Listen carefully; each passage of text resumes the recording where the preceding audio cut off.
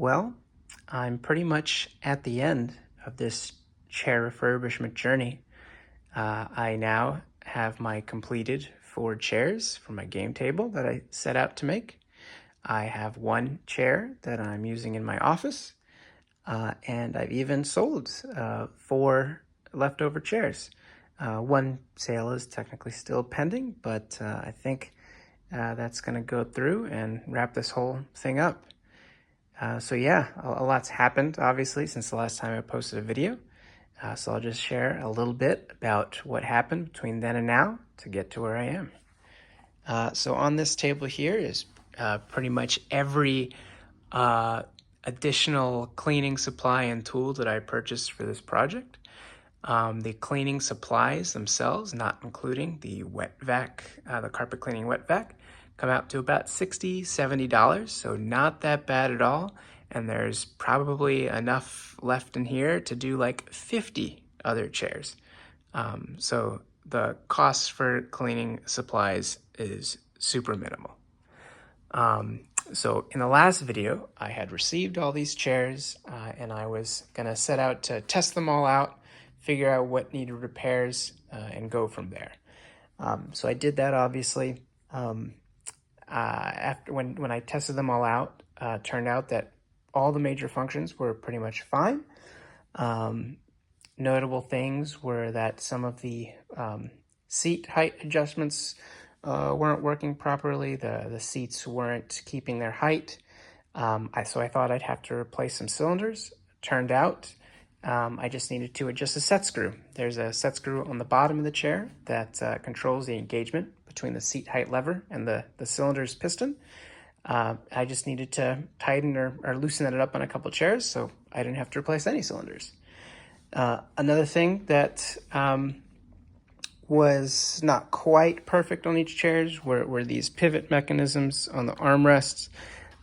These were very loose on pretty much all the chairs.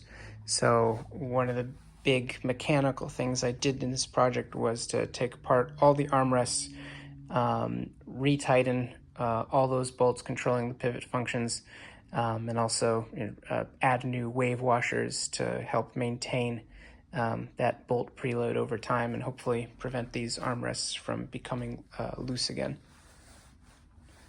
All right, so going product by product, explaining what I use them each for.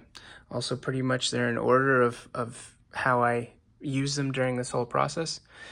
So after testing all mechanisms, I removed the cushions and backs from each chair, and I cleaned the frames with an all-purpose degreaser. Very easy to do. Wipe on with a microfiber cloth, wipe off with a wet microfiber cloth. Everything came out all clean after that. And then with the clean frames, I applied this plastic restore. This was to kind of minimize the visibility of some of the scratches and scuffs on these chairs. It's not going to make anything invisible, not by a long shot, but it does kind of blend the colors of scratched areas better with the original plastic.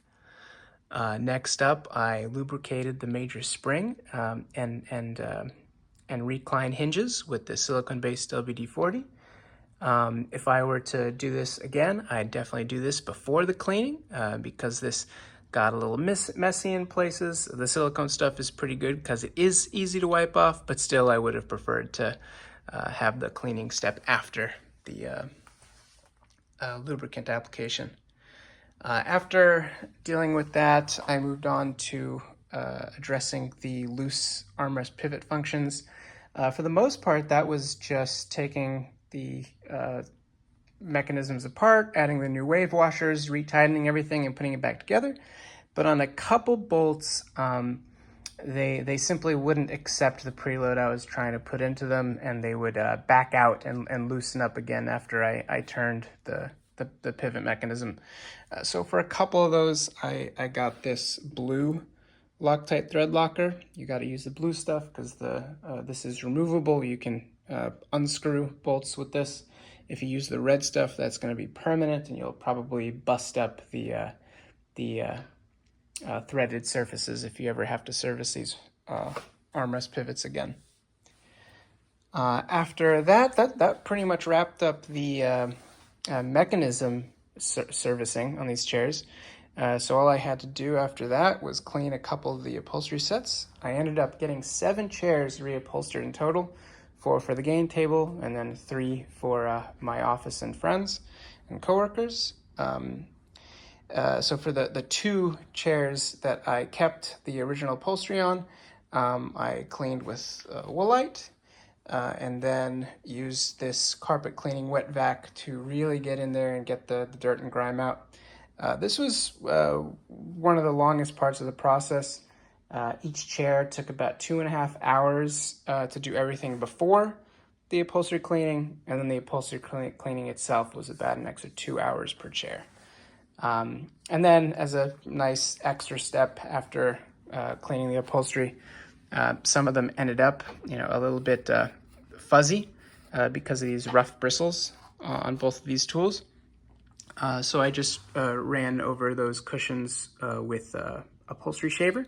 Very cheap, about $12 on Amazon, and very quick and easy to do, and gives a much better clean look to the cushions. So that was pretty much the whole thing. In total, it took about 28 hours to complete the project. That 28 hours includes, the time it took me to bring the chairs to people to show them and sell the extras. If I take that 28 hours and divide it by my calculated project savings, savings being how much I spent on these chairs versus how much it would have cost me to buy them directly from Crandall office. That came out to about $60 of savings per hour of effort. So I'm pretty happy with that. In comparison, my woodworking projects like the table itself and my nice walnut pantry door, those projects come out to like $20 an hour. So this was an extremely worthwhile project for me. I had a lot of fun doing it. I'd definitely do it again if I could start all over. And I honestly don't think I'd change much about it.